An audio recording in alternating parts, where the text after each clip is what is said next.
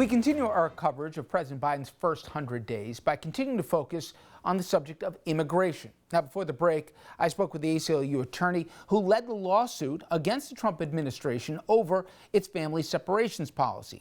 And it's just one of the things that President Biden has reversed as he moves to do pretty much an entire 180 from Trump's handling of immigration. In this segment, we're going to focus on what Congress's role will be. Earlier today, Andrew spoke with Congressman Mark Takano, Democrat from California. Congressman Takano, first of all, your reaction to the Biden executive orders on immigration and the 180-degree change on the subject that we're getting from the new White House. Well, what a welcome relief that President Biden is changing directions on immigration. He's issued an executive order to strengthen Daca and to reassure all those individuals who were under Daca that they don't have to be anxious and insecure.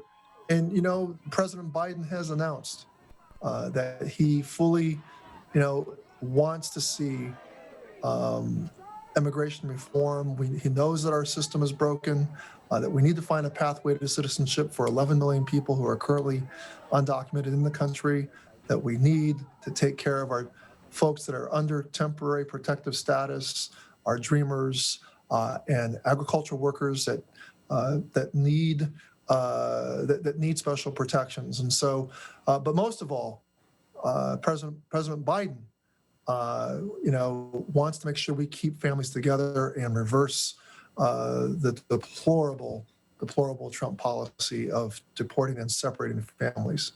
You mentioned, Congressman, the president's push, his desire to see 11 million people get a pathway to citizenship.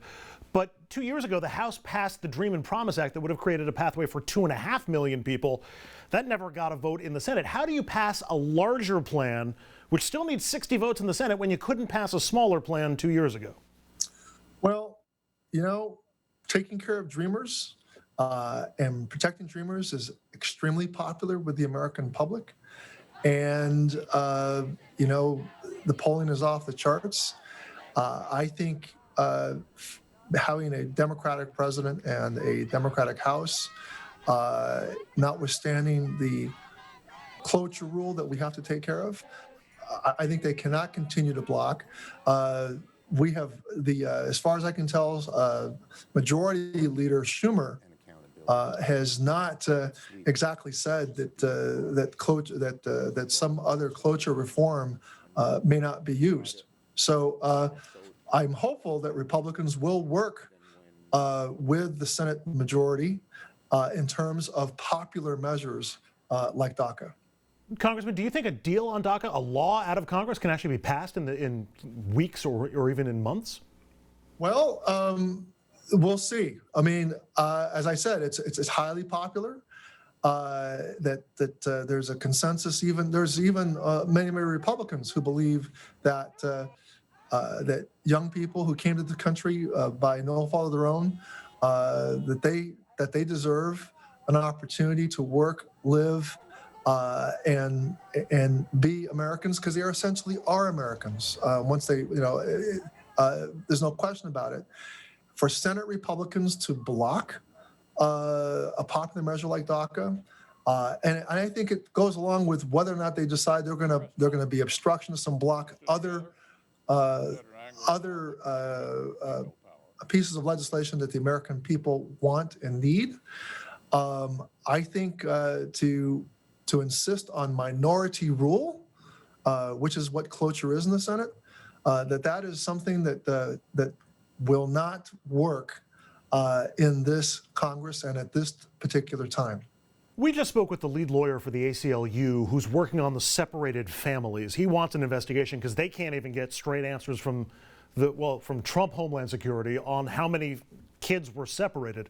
Should there be an investigation? What should we be doing to reunite those families? And how do we make sure that no future president ever does something like this again?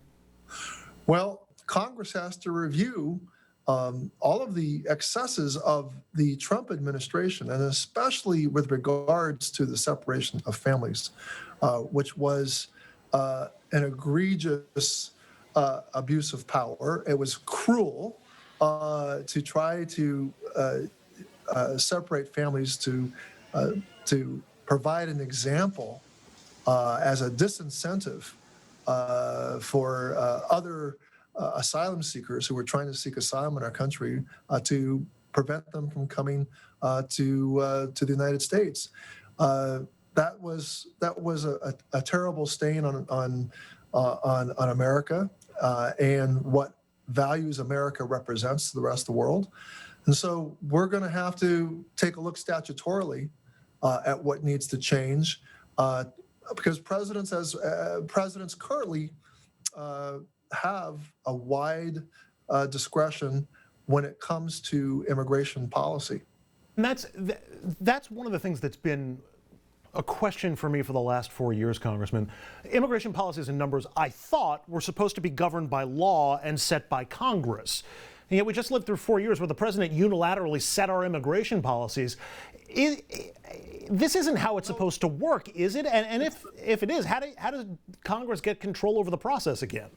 Let's remember there was a lot of litigation, but when push came to shove, the Supreme Court accorded President Trump quite a bit of latitude under our current strictures. So I think we're going to have to, as Congress, take a look at how do we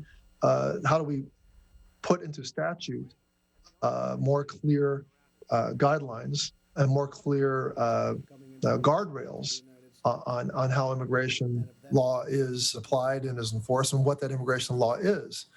How did children get separated from their parents? It was an administrative action, and it continued to happen. The president routinely ignored congressional oversight. And frankly, for the first 2 years of his administration, the Republican Congress basically was complicit.